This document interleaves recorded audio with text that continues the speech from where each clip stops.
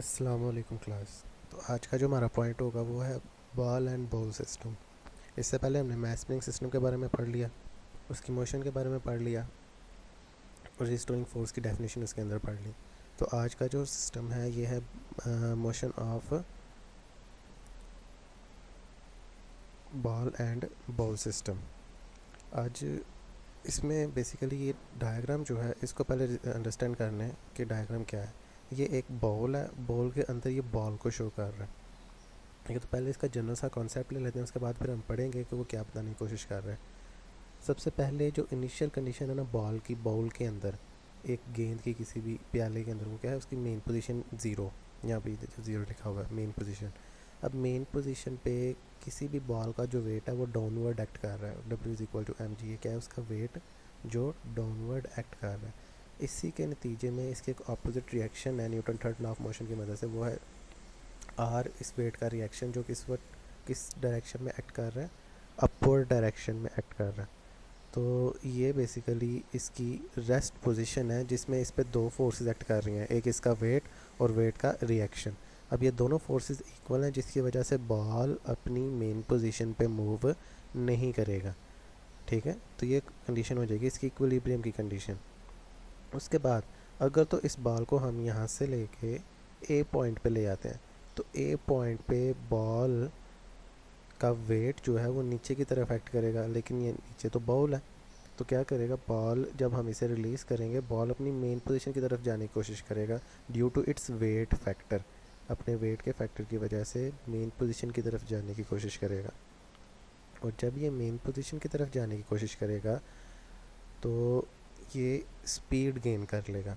तो जब हम यहाँ से इसे ए पोजीशन से रिलीज़ करेंगे तो ये मेन पोजीशन ओ की तरफ जाने की कोशिश करेगा, और जब ये मेन पोजीशन ओ की तरफ जाने की कोशिश करेगा तो ये स्पीड गेन कर लेगा। और ये इतनी जब ये मेन पोजीशन पे पहुँचेगा तो इसकी स्पीड मैक्सिमम हो जाएगी, लेकिन इसके अंदर जो रिस्टोरिंग फोर्स है ना इसके वेट फैक्टर की वजह से बॉडी ए के अंदर जो है वो मिनिमम हो जाएगी। लेकिन उसी काइनेटिक एनर्जी की वजह से ये बॉल यहाँ पे रुकेगा नहीं, बल्कि क्या करेगा आगे की तरफ मूव करना शुरू कर देगा, और ये बॉल की तरफ जाके स्टैंड करेगा पोजीशन बी पे। अब बी पोजीशन पे फिर इसमें रिस्टोरिंग फोर्स जमा हो गई है सारी। ठीक है, उस रिस्टोरिंग फोर्स की वजह से ये क्या करेगा, दोबारा वेट फैक्टर की वजह से मेन पोजीशन पे आने की कोशिश करेगा, और जब ये मेन पोजीशन पे आने की कोशिश करेगा फिर यहाँ पे नहीं रुकेगा, बल्कि क्या करेगा अपनी इनर्शिया या फिर अपनी रिस्टोरिंग फोर्स नहीं कहेंगे, अपनी वेलोसिटी की वजह से ये आगे की तरफ मूव कर जाएगा पोजीशन ए की तरफ। और इसी तरह ये ए से बी, बी से ए, किसके ओ, मतलब मेन पॉइंट से आगे टू एंड फ्रो पीछे की तरफ ये मूव करता रहेगा। तो इसे हम क्या बोलेंगे, बेसिकली वाइब्रेटरी या oscillatory motion. In other word special type जो होगी ये सिंपल हार्मोनिक मोशन की होगी। तो ये थी हमारे पास total description ball and ball system के। तो यहाँ से पढ़ भी लेते हैं कि यहाँ पे वो क्या करने की कोशिश कर रहा है। कहते motion of ball and ball placed in a bowl is another example of simple harmonic motion. ये सिंपल हार्मोनिक मोशन की एग्जांपल है। फिगर 10.2, ये 10.2 दिखा रहे हैं। When the ball is at the mean position, O ball जब mean position पे होगा, that is the centre of the ball, वो क्या होगा बॉल का सेंटर। ठीक है, net force acting on the ball is zero. तो इस बॉल पे नेट फोर्स एक्ट कर रही है वो क्या हो गई, सारी की सारी ज़ीरो। अब इस पोजीशन पे weight of the ball acts downward and is equal to the upward normal force the surface of the ball. ठीक है, बॉल के सरफेस पे अपवर्ड फोर्स उसका रिएक्शन लग रही है, वो ऊपर की तरफ है, और बॉल का जो वेट है वो हमेशा किसकी तरफ है, नीचे डाउनवर्ड डायरेक्शन की तरफ। क्योंकि दोनों ही फोर्सेस का मैग्नीट्यूड इक्वल है, तो ये दोनों एक दूसरे को कैंसिल आउट कर रहे हैं, तो बॉल मूव नहीं करेगा। Hence there is more motion. Now if we bring the ball to position A, अब हम बॉल को किस तरह ले आए हैं, पोजीशन A की तरफ। जब हम पोजीशन A पे ले आए हैं एंड देन रिलीज, और तब हमने इसे रिलीज़ कर दिया, छोड़ दिया, it the ball will start moving towards the mean position O due to the restoring force caused by its weight. तो बॉल क्या करेगा, रिस्टोरिंग फोर्स की वजह से मेन पोजीशन ओ की तरफ मूव करना शुरू कर देगा, और वो रिस्टोरिंग फोर्स किसकी वजह से होगी, उसके वेट की वजह से। एट पोजीशन ओ, अब पोजीशन ओ पे जब पहुंचेगा, the ball gets maximum speed, ball की स्पीड क्या हो जाएगी, मैक्सिमम हो जाएगी इस मेन पोजीशन पे। And due to the inertia it moves towards the extreme position B, और इनर्शिया की वजह से अपनी मोशन जारी रखेगा और किधर तक चला जाएगा, एक्सट्रीम पोजीशन बी की तरफ। अब while going towards the position B, जब वो पोजीशन बी की तरफ जा रहा होगा, the speed of the ball decreases due to restoring force which act towards the mean position. अब उसमें रिस्टोरिंग फोर्स क्रिएट होना शुरू हो जाएगी और उसकी स्पीड कम होना शुरू हो जाएगी। जो रिस्टोरिंग फोर्स है उसे दोबारा किस तरफ मूव करवाएगी, मेन पोजीशन ओ की तरफ। After the position B the ball stops for a while and then again moves towards the mean position O. अब बी पोजीशन पर रुके वो क्या करेगा, थोड़ी देर के लिए यहाँ पे रुकेगा और दोबारा मूव करना शुरू कर देगा मेन पोजीशन ओ की तरफ। Under the action of restoring force की वजह से this to and fro motion of the ball continues about the mean position, जो मेन पोजीशन के इर्द गिर्द हो रही है, till all of its energy is loss due to the friction. ये तब तक जारी रहेगी जब तक फ्रिक्शन की वजह से बॉल अपनी सारी की सारी एनर्जी लूज़ नहीं कर देता।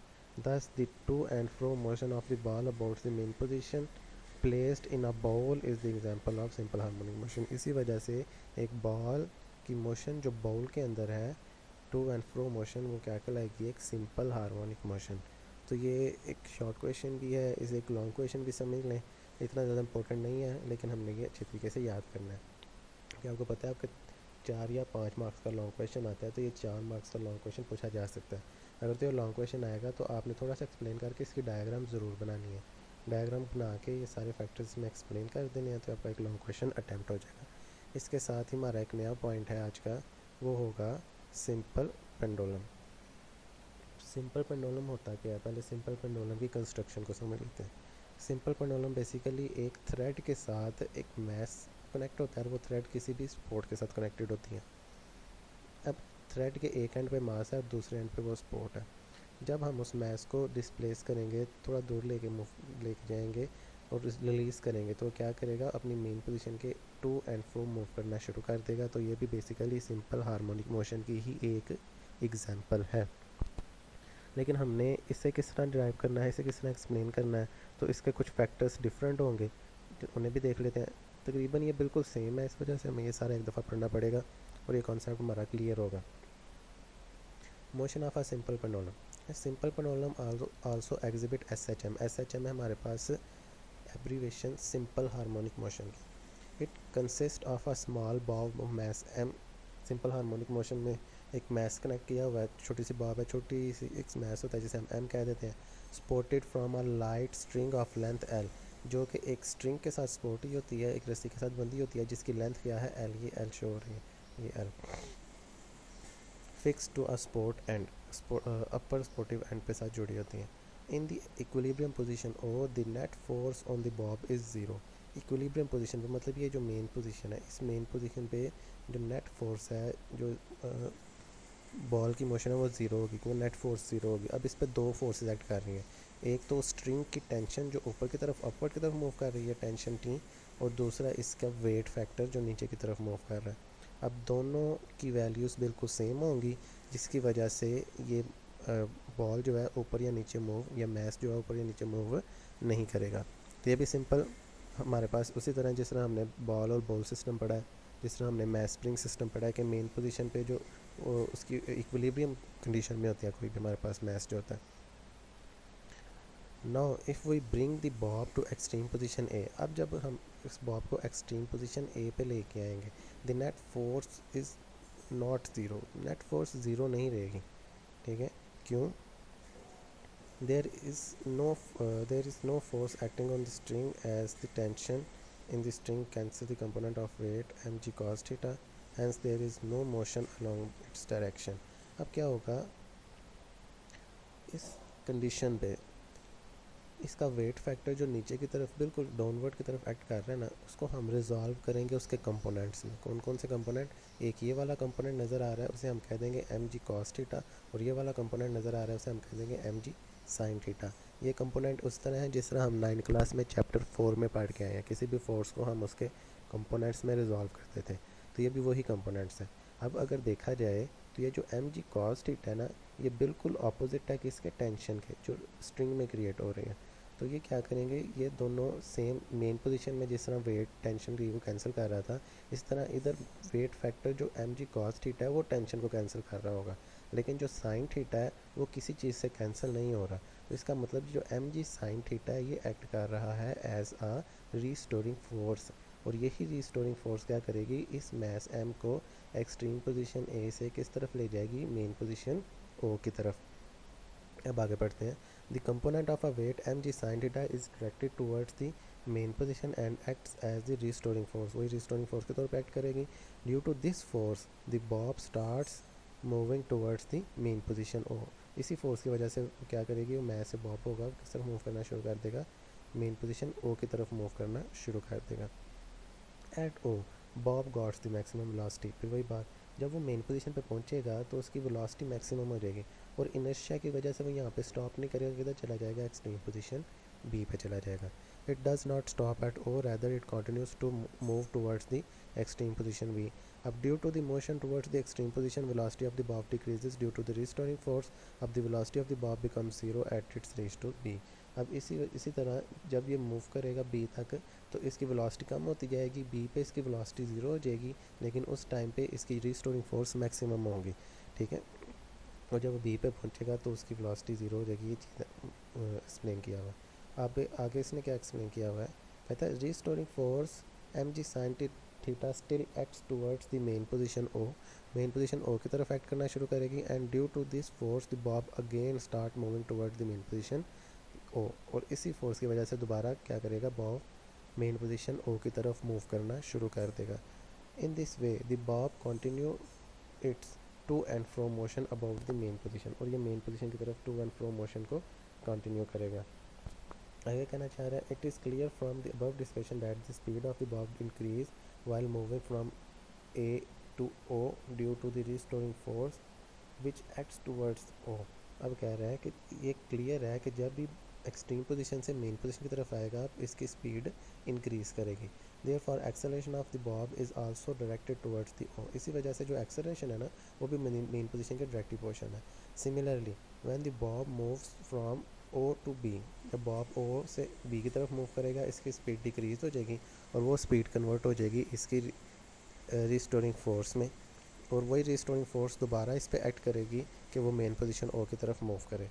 इसी वजह से जो एक्सेलरेशन होगा ना वो दोबारा डायरेक्ट किसकी तरफ होगा, वो डायरेक्टेड होगा, उसकी डायरेक्शन होगी मेन पोजीशन ओ की तरफ। इट फॉलोस, अब ये फॉलो करता है that the acceleration of the bob is always directed towards the mean position.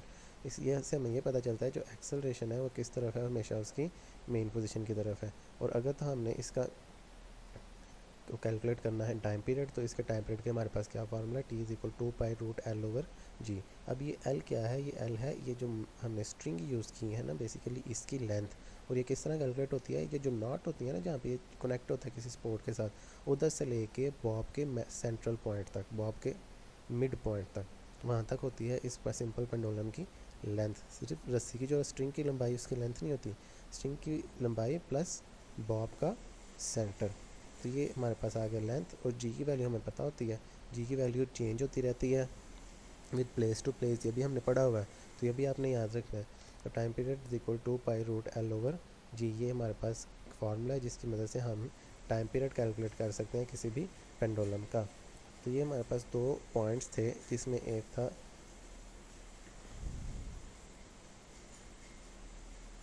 Ball and ball system की मोशन और दूसरा था मोशन ऑफ सिंपल पेंडुलम। तो इस सिंपल से हमारे दो पॉइंट्स थे जो हमने एक्सप्लेन किए सिंपल हार्मोनिक मोशन में, ठीक है। इनकी मोशन को पढ़ा, इनकी मोशन के फैक्टर्स को पढ़ा कि इन फैक्टर्स की वजह से मोशन हो रही है। तो सबसे जो कॉमन चीज़ हमें देखी वो हमने देखी इसकी टू एंड फ्रो मोशन और रीस्टोरिंग फोर्स।